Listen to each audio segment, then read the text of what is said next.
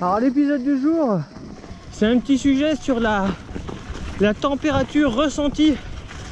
en usage VAE ou VTTAE. Autant la température, la météo du jour, c'est facile de la connaître. Il suffit de regarder sur son smartphone la température du moment. Mais ce qu'il ne faut pas oublier, c'est qu'au-delà du moins 1, du 0 ou du moins 5 affiché, c'est que vous allez vous déplacer et que parmi les amis du cycliste, il y a le vent, la bise, et on a souvent de face, et ça va être également un facteur de refroidissement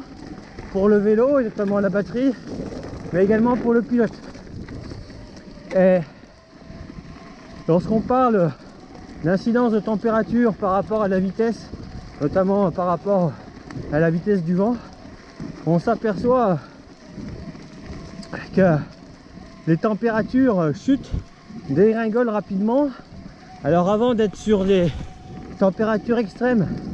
où il y a des réels risques de gelure, c'est-à-dire à partir de moins 27 degrés, il y a quand même de la marge. Il faudrait partir rouler par du moins 12, moins 15 en se déplaçant à 20-25 km/h avec une bise pareil dans les 20-25 km/h pour être dans cette zone de risque. Généralement, dans nos contrées, on va partir rouler, on sera plus dans une zone d'inconfort si on est sous-équipé en termes d'équipement au niveau du pilote, mais on a quand même des risques limités en termes de gelure. Par contre, oui, on risque d'avoir très froid, l'onglet en rentrant si on est mal équipé. Donc on va pas refaire un sujet sur l'équipement, on l'a déjà abordé. Cagoule, chaufferette, semelle chauffante, première couche, multicouche avec membrane qui permet de rester l'humidité interne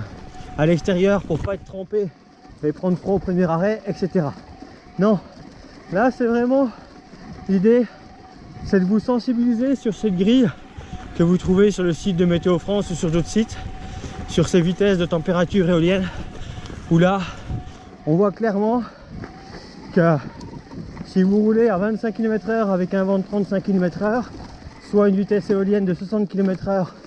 par 0 degré ou moins 5 degrés, eh bien on est sur des températures négatives à 2 chiffres qui font pas rire. Et vaut mieux être bien équipé pour profiter, prendre plaisir, parce que c'est quand même une saison où si on a la chance de rouler par grand froid sur ce terrain en mode rose des sables, ce dessert à base de cornflakes et de chocolat fondu, eh bien on rentre propre par rapport à l'automne où quand on roule dans la boue, on roule dans du café au lait, dans de la danette, et là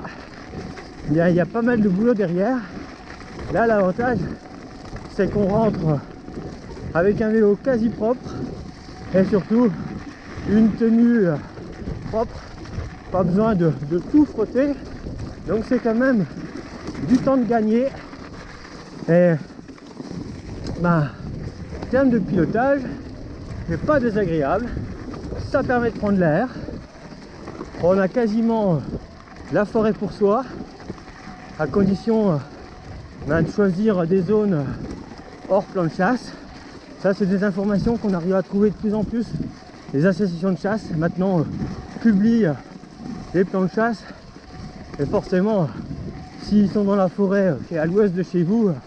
eh bien préférez plutôt la forêt qui est à l'est, comme ça, eh bien ça limite les risques,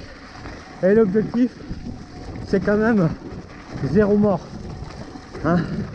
Si vous êtes adhérent à la Mountain Bike Foundation, vous êtes au courant de ce grand mouvement national avec une volonté commune de la part de tous, eh bien de réduire les accidents de chasse et surtout les accidents mortels.